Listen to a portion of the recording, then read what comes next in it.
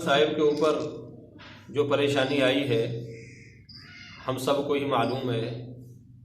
اللہ تعالیٰ ان کو بہت زیادہ صبر عطا فرمائے اور لواحقین کو بھی صبر جمیل عطا فرمائے اور ان کو اللہ تعالیٰ اپنی طرف سے بہت زیادہ اجر عطا فرمائے کہ ان کے اوپر یہ ایک کٹھن وقت اور مشکل گھڑی ان کے اوپر آئی ہے۔ تو اصل میں بات اس طرح ہے کہ حدیث پاک میں آتا ہے کہ جتنا آدمی دین میں آگے ہوتا ہے اتنے ہی اس کے اوپر حالات بھی زیادہ آتے ہیں، پریشانیاں بھی زیادہ آتی ہیں۔ سب سے زیادہ دین میں آگے وہ نبی ہوتے تھے تو نبیوں کے اوپر سب سے زیادہ حالات آتے تھے، سب سے زیادہ حالات نبیوں کے اوپر آئے۔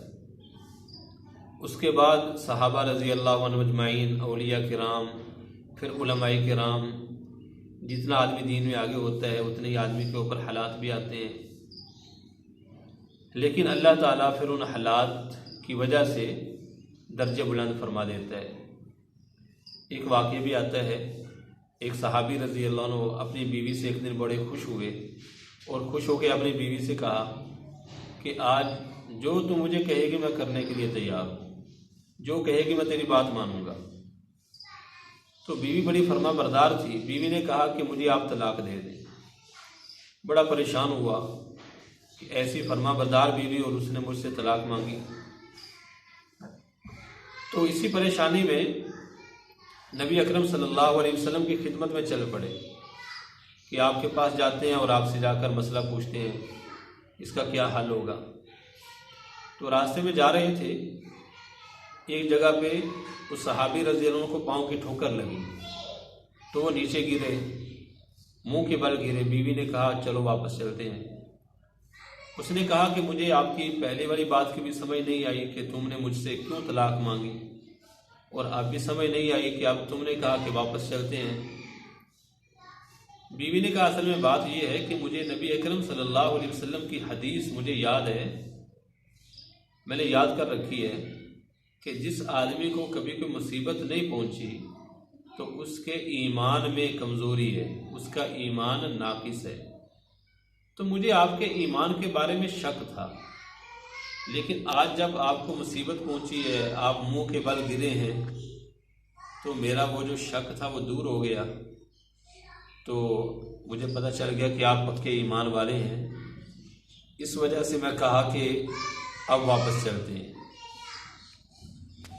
تو ایمان والے آدمی کو، مسلمان کو اللہ تعالیٰ حالات کے اندر رکھتا ہے، یہاں تک کہ پھر اللہ تعالیٰ اس کو جنت الفردوس میں اعلیٰ مقام عطا فرما دیتا ہے۔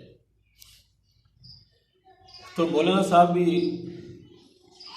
ساری دنیا کے انسانوں کو چاہیے کہ مولانا صاحب کی وہ تعریف کریں اور ان کے لیے دعا بھی فرمائیں کہ اللہ تعالیٰ انہیں صبر عطا فرمائے اور ان کے تمام رشتہ داروں کو بھی اللہ تعالیٰ صبر جمیل عطا فرمائے، اور ان کے بیٹے کے لیے بھی دعا فرمائے، اللہ تعالیٰ ان کی بخشش فرمائے، اور ہم سب کے سب اپنے بیٹوں کے لیے بھی دعا کریں کہ اللہ تعالیٰ ہمارے بیٹوں کو بھی اچھا بنائے، نیک بنائے، عافیت عطا فرمائے، اور ہماری سب کی اللہ تعالیٰ ہر قسم کی تکلیف سے حفاظت فرمائے۔ چونکہ ہم اس قابل نہیں ہیں کہ ہم اللہ سے صبر مانگیں۔ ایک صحابی رضی اللہ عنہ دعا فرما رہے تھے کہ اللہ مجھے صبر عطا فرما۔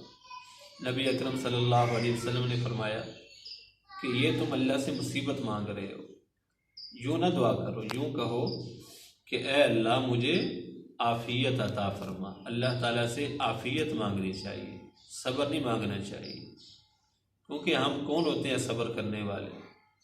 ہم سے تو صبر ہوتا ہی نہیں، ہم کے اوپر تو تھوڑی سی ایک وقت کی بھوک آ جائے تو پتہ نہیں کیا کیا باتیں زبان سے نکال دیتے ہیں۔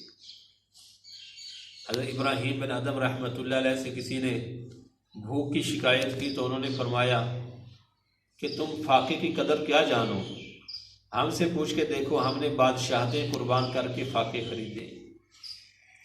پہلے لوگوں کے اوپر کوئی بھوک آتی تھی